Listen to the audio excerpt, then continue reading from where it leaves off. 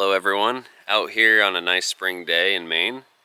I'm happy to get out of the house after a long winter, and today I wanted to bring up a controversial take maybe, that beech is the best firewood, and it's precisely because of these little bumps right here.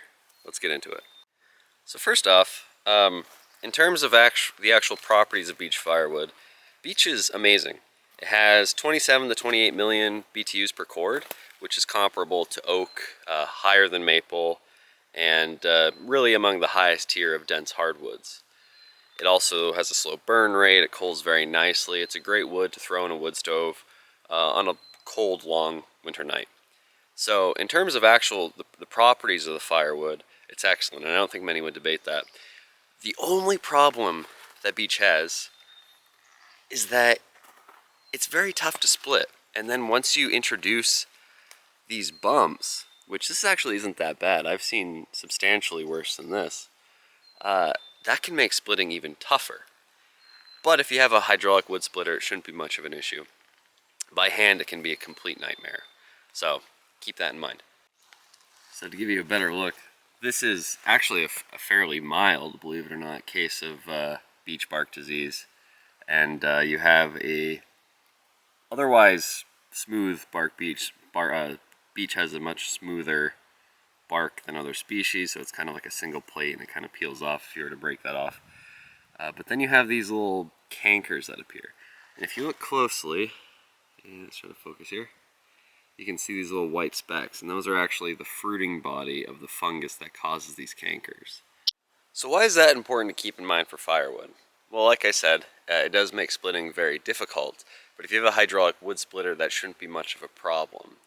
But where it really comes into play is when you're managing a forest or your woodlot for firewood production.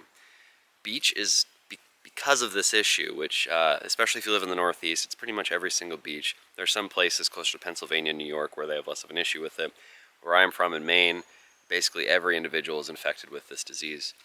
Beech is not very useful for any other product besides pulp or firewood, and pulp tends to be a pretty low value product anyway. As I'm recording this, the markets are so bad and most landowners are taking a loss on cutting pulp.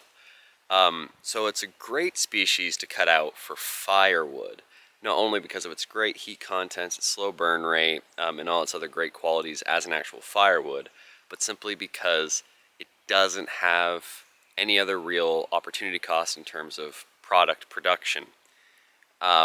When you take out beech, you allow other more valuable species to grow. So around me, for example, this is mostly beech and birch, so pretty low value trees around me right now. But just as an example, so this was the tree I was just looking at right here. This is a diseased beech, and right next to it is a white pine, and it's a larger white pine, but it's still healthy and it has some growing room. And actually the crowns, I'm not sure if you can see, the crowns are competing. So by removing this beech and utilizing this beech, we can allow this white pine, which is more valuable, to grow.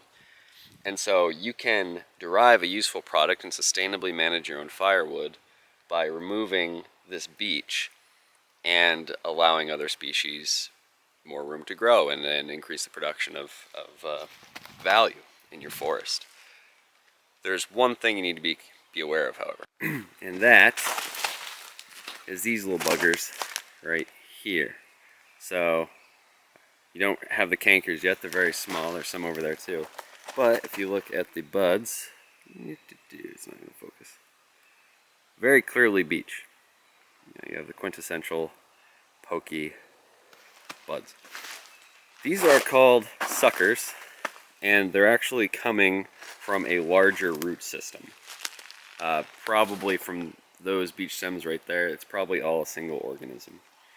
When you cut beech, it will throw up, or even if you disturb soils without cutting them, like with the machine, it will throw up these root suckers and reproduce that way.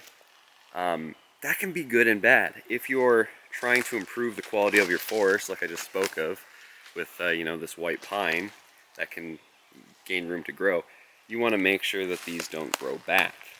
There are ways you can prevent that, primarily with herbicides like glyphosate. But maybe you don't want to. If you're managing your forest for firewood in perpetuity, the benefit of these suckers is that they're new stems that are actually pulling from the energy reserves of an older root system. So they grow very quickly.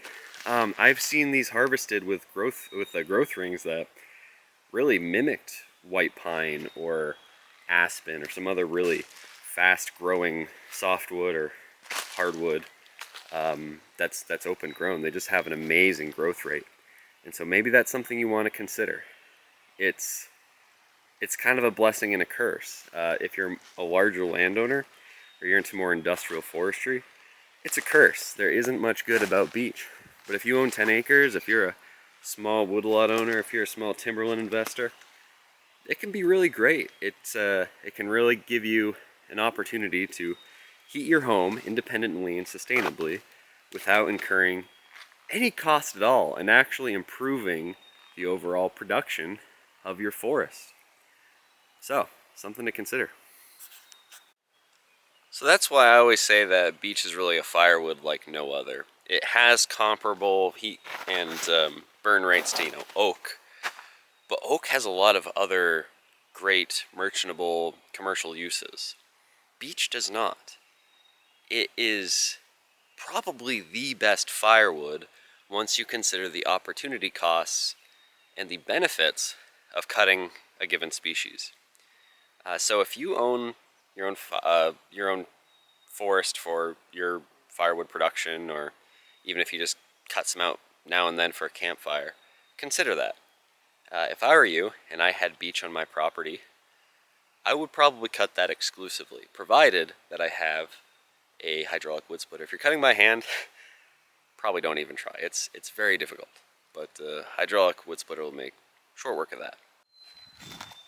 So I'm sure a lot of you disagree with me, maybe because beech doesn't grow in your area and you're biased towards your own local species, and that's fine.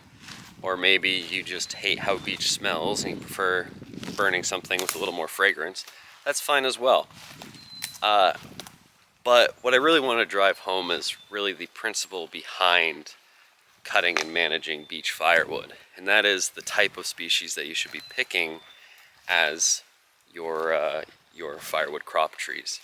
There should be as little opportunity cost as possible, and that can come from any species. That can come from low value maple, low value hickory, low value oak. You just got to be selecting the right trees. So anyway, something to keep in mind on this beautiful spring day. Until next time.